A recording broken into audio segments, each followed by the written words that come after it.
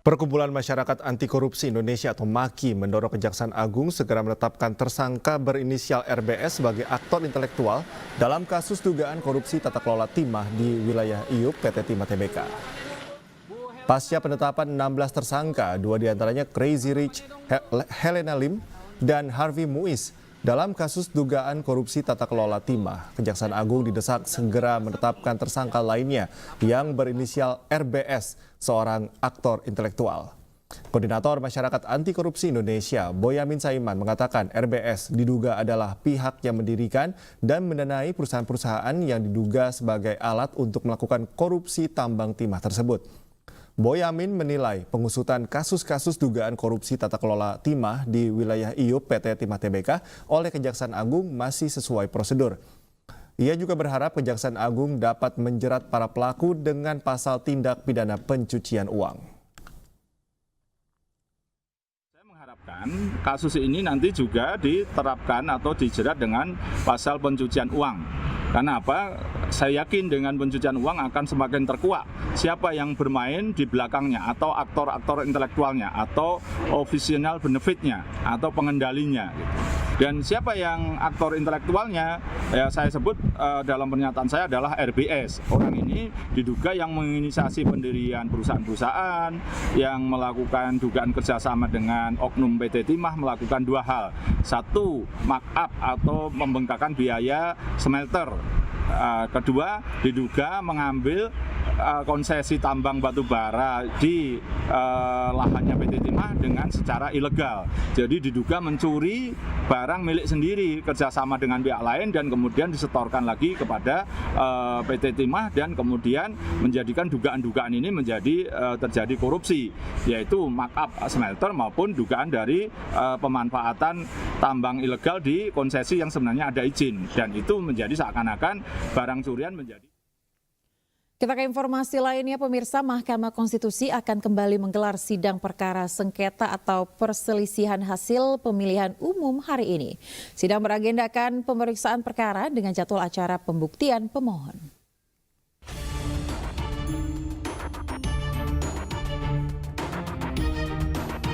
Mahkamah Konstitusi kembali menggelar sidang perkara sengketa atau perselisihan hasil pemilihan umum Senin 1 April 2024. Sidang beragendakan pemeriksaan perkara dengan jadwal acara pembuktian pemohon. Sidang digelar di gedung MK RI 1 lantai 2 jam 8 dengan pemohon Anies Baswedan dan Muhaimin Iskandar. Dalam sidang sengketa Pilpres pada Kamis lalu, tim hukum Anies Muhaimin mengutarakan keinginan untuk menghadirkan 4 Menteri Kabinet Indonesia Maju.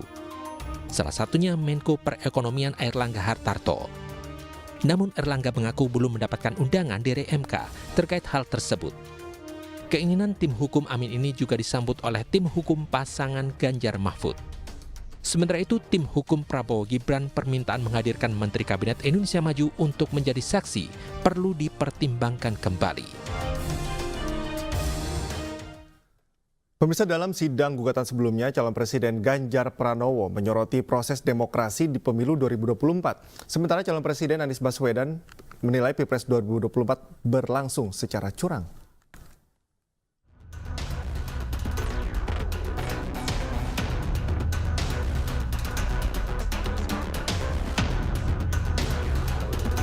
Sidang gugatan perselisihan hasil pemilihan umum atau PHPU sudah digelar di Mahkamah Konstitusi. Sidang diawali dengan mendengarkan pokok-pokok permohonan dari pemohon. Dalam sidang perdana, penyampaian permohonan pemohon Ganjar Mahfud didampingi oleh Deputi Bidang Hukum Ganjar Mahfud, Todung Mulya Lubis. Dalam persidangan, Ganjar menyoroti hal-hal yang berkaitan dengan reformasi dan demokrasi di Indonesia. Dan kita tahu bahwa reformasi bukanlah sesuatu yang kita dapatkan cuma-cuma. Saudara-saudara kita, kerabat kita, dan sahabat kita menjadi korban. Dan kita harus rela kehilangan mereka selamanya.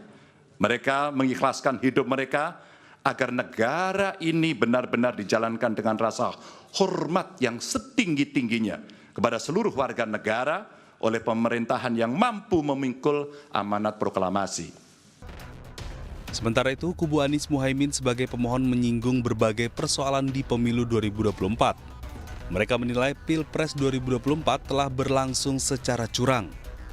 Anies Baswedan selaku prinsipal di persidangan menyebut bahwa intervensi terhadap Mahkamah Konstitusi adalah bahaya yang sangat nyata. Mulai dari awalnya, independensi yang seharusnya menjadi pilar utama dalam penyelenggaraan pemilu telah tergerus akibat intervensi kekuasaan yang tidak seharusnya terjadi. Bahkan intervensi ini sempat merambah hingga pemimpin Mahkamah Konstitusi. Selain itu, Anies juga meminta bangsa Indonesia memutuskan nasib demokrasi dengan memperkuat pondasi keadilan di Indonesia. Tim Liputan iNews melaporkan. Paskah digelar penuh sukacita pemirsa oleh masyarakat di berbagai daerah. Di Kota Jayapura, Papua, warga memperingati Paskah dengan pawai obor di jalanan kota. Sementara di Tangerang, Banten, ibadah perayaan Paskah berlangsung aman dan penuh hikmat.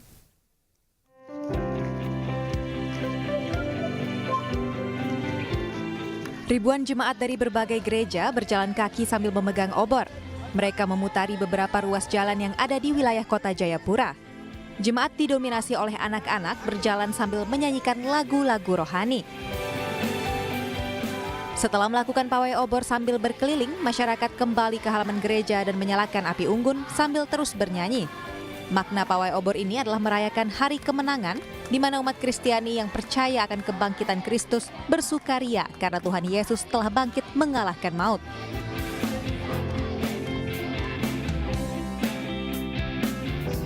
Sementara itu di Gereja Kasih Karunia Ciledug, Tangerang, Banten, masyarakat menggelar Paskah dengan tema kebangkitannya meneguhkan seluruh warga gereja untuk berdampak bagi Indonesia. Ini kenapa tema untuk Paskah tahun ini, tema ini yang diusung? Iya, sehubungan dengan bangsa kita Indonesia yang baru saja melaksanakan pemilu, tema ini juga sebagai warga gereja kita terpanggil untuk menyatakan kasih Tuhan bagi masyarakat Indonesia karena gereja adalah bagian dalam berbangsa dan bernegara. Kita dihadirkan untuk menjadi teladan iman. Tidak hanya ibadah dan perayaan, ada juga permainan untuk menyemarakkan perayaan Paskah pada tahun ini. Dari Tangerang, Banten, Jetro Wokamau, iNews melaporkan. Pemirsa, hari terakhir Indonesia Fashion Week 2024 menampilkan kebudayaan Nusantara. Kedepan, hasil karya para perancang mode Indonesia diharapkan bisa mendunia.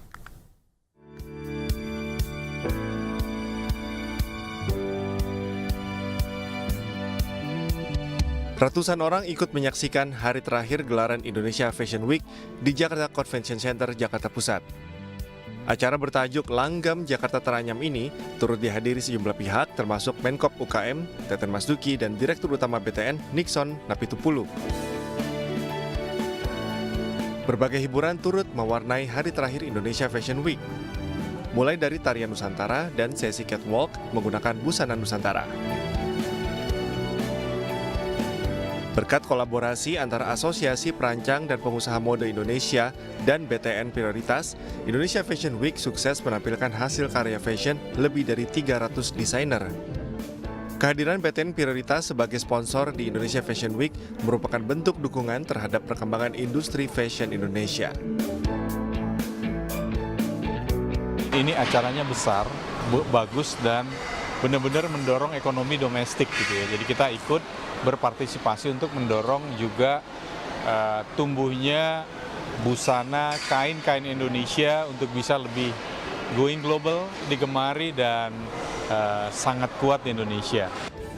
BTN Prioritas berharap Indonesia Fashion Week bisa memberi ruang dan panggung bagi desainer Indonesia agar karya-karyanya mendunia. Dari Jakarta, Syahriza Zanski, Dipo Andi, Rizky Yulianto, iNews melaporkan.